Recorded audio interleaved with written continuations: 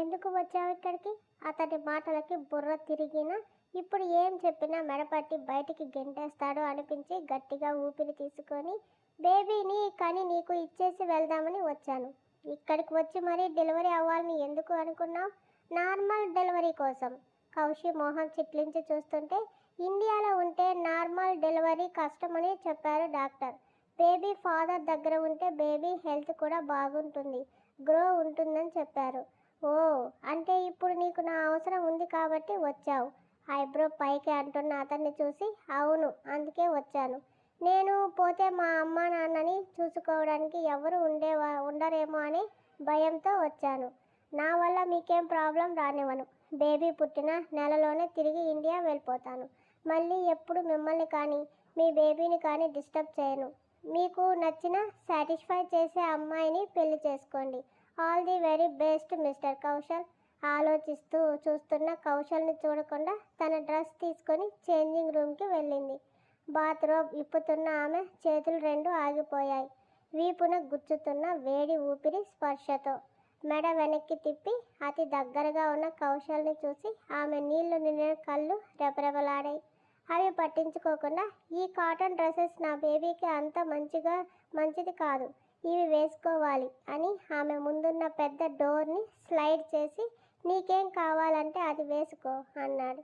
ఆ సెక్షన్ మొత్తం క్లాత్ని ప్రియా మాట్లాడకుండా చూస్తుంటే కౌశల్ ఓ సాఫ్ట్ సాటిన్ నైట్ గౌన్ తీసిచ్చాడు. అందుకుని థ్యాంక్స్ అంది.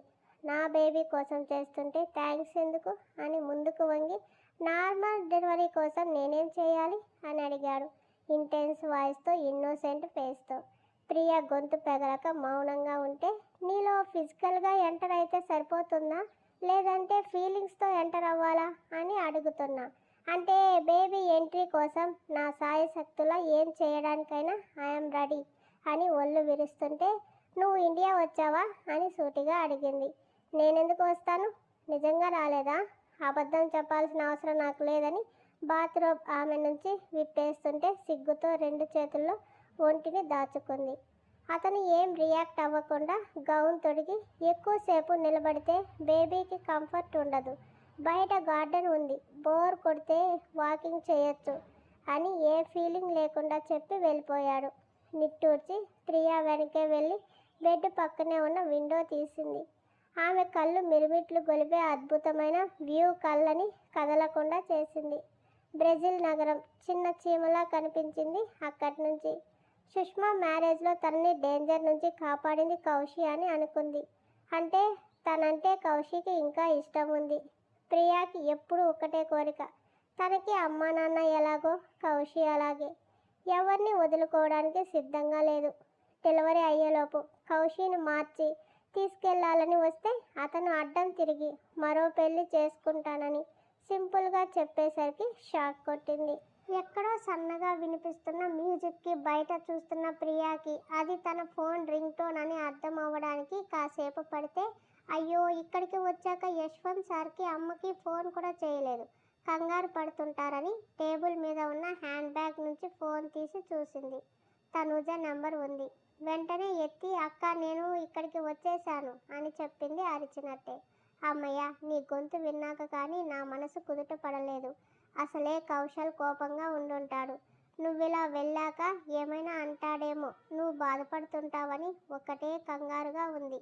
అంతా బానే ఉందా? కౌశి ఏమన్నా అన్నాడా? లేదు, తనేం అనలేదు. నన్ను గెస్ట్లా రిసీవ్ చేసుకుని అతిథి మర్యాదలు బాగానే చేశాడని చెప్పింది. నవ్విన తనూజ, పోనీలే, అలాగైనా చూపించేది ప్రేమే కదా. తనకి నేను నచ్చలేదట. బేబీ వచ్చేశాక వేరే మ్యారేజ్ చేసుకుంటానని నాకే చెప్పాడు. తనూజ మాట్లాడలేదు. అప్పటి వరకు వాళ్ళ మాటలు విన్న యశ్వంత్ తనూజ చేతిలో ఫోన్ లాక్కొని, అసలు నీ మనసులో కౌశి గురించి ఏమనుకుంటున్నావు ప్రియా? నీకు ఎవ్వరు కావాలి? మీ అమ్మ వాళ్ళ కావాలా, నా కౌశి కావాలా? నాకు ఇద్దరు కావాలి. ఇద్దరు కావాలంటే ఎలా కుదురుతుంది? ఎంత ఆడపిల్లవి అయినా పెళ్ళయ్యాక పెళ్లి చేసుకొని నీ భర్తతో ఉండాల్సిన దానివి.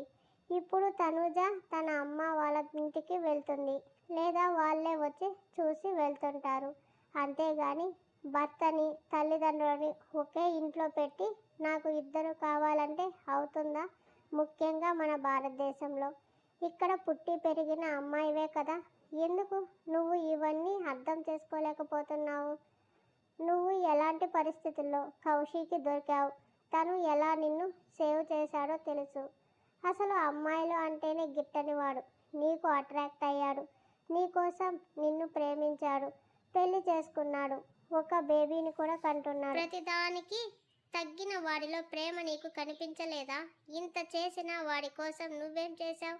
నిన్ను బాధ పెట్టాలని చెప్పట్లేదు. నువ్వు మీ అమ్మ వాళ్ళ దగ్గర ఉన్నప్పుడు, కౌశిక్ గురించి వాడి దగ్గర ఉన్నప్పుడు మీ అమ్మ వాళ్ళని తలుచుకుంటూ ఎవ్వరికీ మనశ్శాంతి లేకుండా చేస్తున్నావు అనిపిస్తుంది.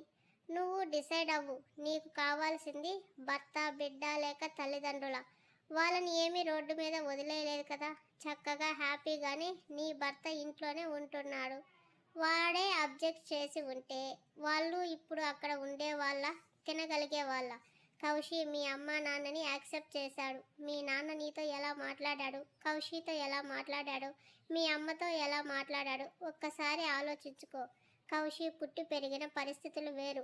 ప్రతి విషయంలో నీ కోసం వాడు తగ్గే ఉన్నాడు. అయినా నువ్వు వాడిని హర్ట్ చేస్తున్నావు. ఇది నా తమ్ముడు బాధగా నా తరపున నేను చెప్తున్నా మాటలు. దీనికి కూడా ఏడ్చావంటే నీ అంత బలహీనురాలు ఇంకెవ్వరూ ఉండరు. వాడు చెప్పినట్లుగా బేబీని కనిచ్చేశాక ఇక్కడికి వచ్చేసేయి. హ్యాపీగా మీ అమ్మ నాన్నని చూసుకుంటూ జాబ్ చేసుకోవచ్చు. కనీసం వాడైనా బేబీతో ప్రశాంతంగా ఉంటాడని అసహనంగా ఫోన్ పెట్టేశాడు యశ్వంత్. ఏంటండి మీరు కడుపుతో ఉన్న పిల్లతో అలాగేనా మాట్లాడేది? ఎందుకంత రూడ్గా మాట్లాడారు? కోపంగా అంది తనూజ. ఇదిగో అందరూ ఇలా తనని ప్యాంపర్ చేసి ఆలోచించే పరిధి లేకుండా చేస్తున్నారు. అక్కడికి వెళ్ళాక వాడు ఇంకో పెళ్లి చేసుకుంటానని చెప్పాడని నీతో తీరిగ్గా చెప్తుంది. వాడి చెంప పగలగొట్టి ఎందుకు చేసుకుంటావు, నేనేం అవ్వాలి, నా మెడలో తాళి కట్టావని గొడవకు దిగి వాదించొచ్చుగా. అలా వాదించదు.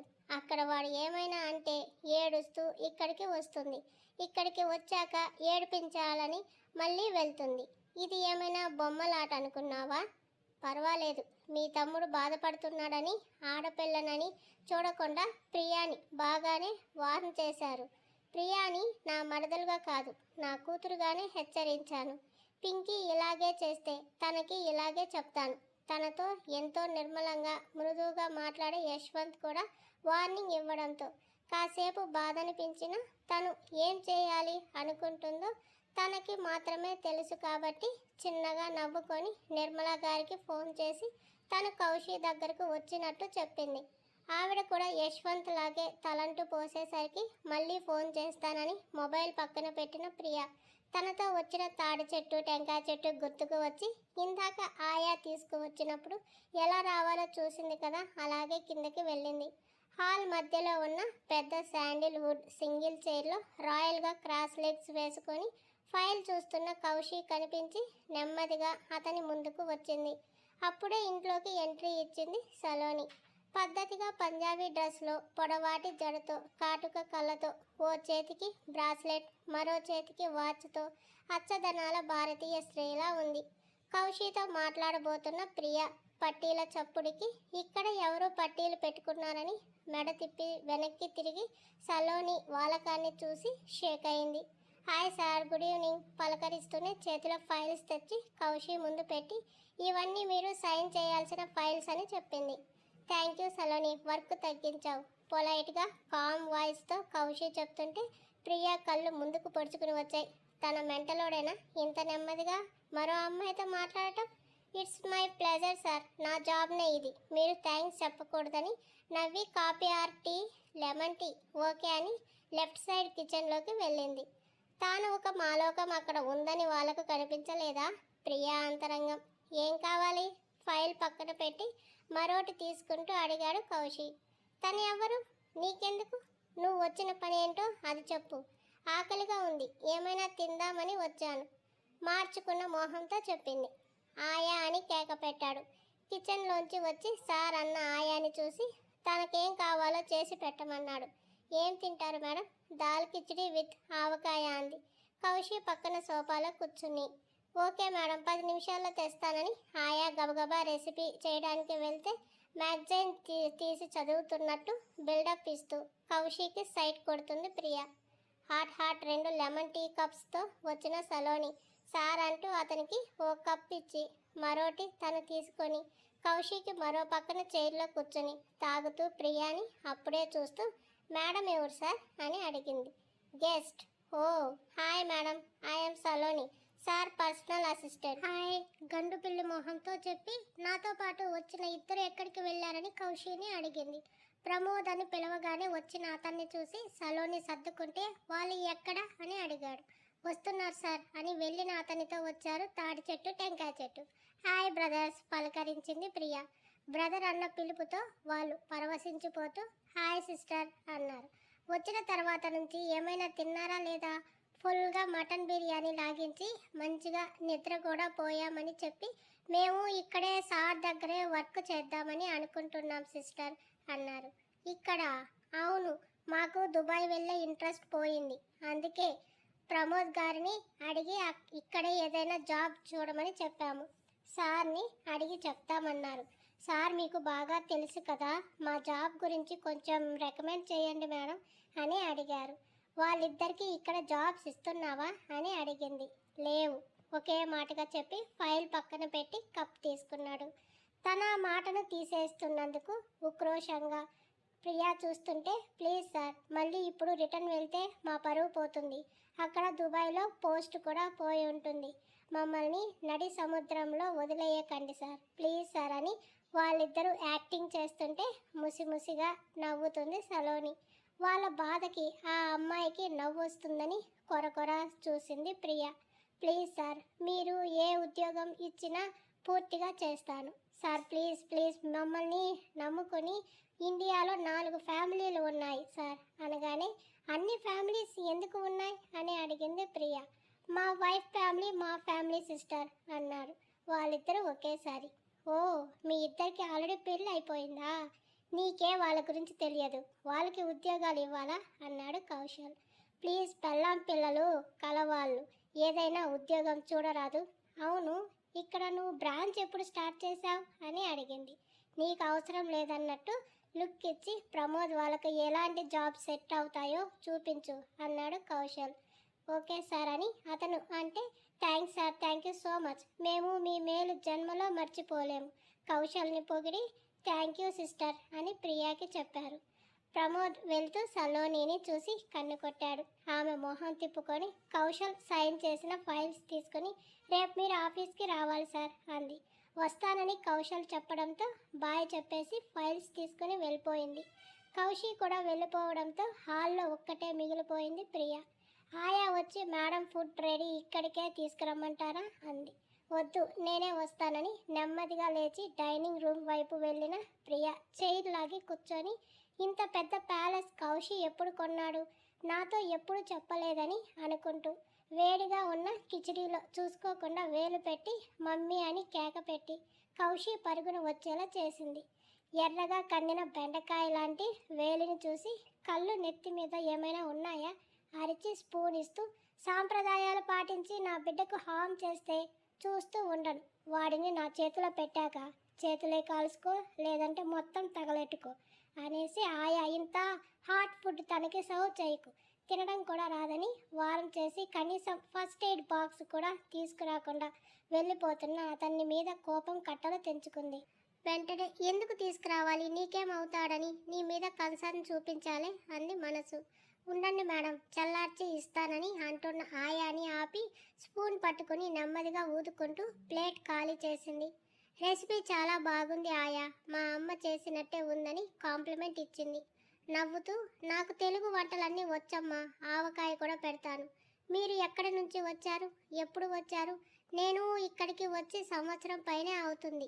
నాకు పిల్లలు లేరు, మా ఆయన చనిపోయాక అక్కడ ఉండబుద్ధి కాక మా బంధువులు ఇక్కడికి వస్తుంటే వాళ్ళకి సహాయంగా ఉండటానికి ఇంట్లో పనికని వచ్చాను. వాళ్ళు గొడవలు పడి విడిపోయి నన్ను వెళ్ళిపోమ్మని డబ్బులు ఇచ్చారు. ఇండియా వెళ్ళే ఆలోచన లేక అక్కడ ఇక్కడ హోటల్స్లో బార్లో పని చేస్తూ ఉండేదాన్ని. ఓ రోజు బార్లో పని ముగించుకుని అర్ధరాత్రి వస్తుండగా కొందరు వెంటపడి నన్ను బలవంతం చేయబోతే ప్రమోద్ ఉన్నాడు కదా, తనే నన్ను కాపాడి ఇక్కడికి తీసుకువచ్చాడు. సార్తో మాట్లాడి ఇక్కడే వంటకి ఉండమని పని ఇప్పించాడు. అప్పటి నుంచి ఇక్కడే ఉంటున్నాను. ఇది ఎవరి ప్యాలెస్? తెలుసుకుని ఏం చేస్తావు? కొంటావా అన్న మాటకి ఆయా వెళ్ళిపోతే ప్రియా వెనక్కి తిరిగి చూసింది. డోర్కి వాలుగా ఆనుకొని ప్యాంట్ పాకెట్లో హ్యాండ్స్తో కనిపించాడు కౌశి. ఊరికే అడిగాను, మూతి తిప్పుతూ అంది.